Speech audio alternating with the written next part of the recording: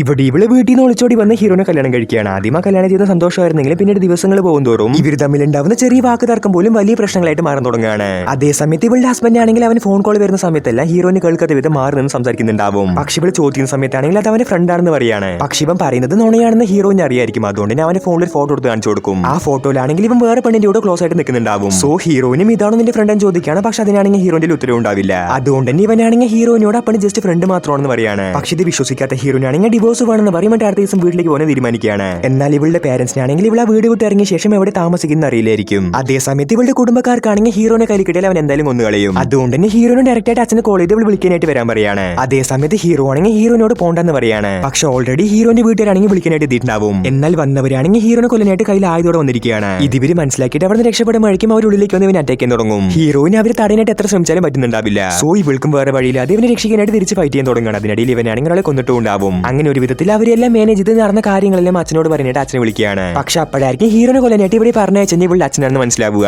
ഒരു പക്ഷേ നിങ്ങളുടെ പാർട്ണർക്കും ഇതേപോലെ പ്രോബ്ലം വരികയാണെങ്കിൽ നിങ്ങൾ എന്ത് ചെയ്യുന്ന കമന്റ് ചെയ്യുക. ആൻഡ് ഈ വീഡിയോ ഇഷ്ടപ്പെട്ട ലൈക്ക് ചെയ്യാൻ സബ്സ്ക്രൈബ് വെക്കുക.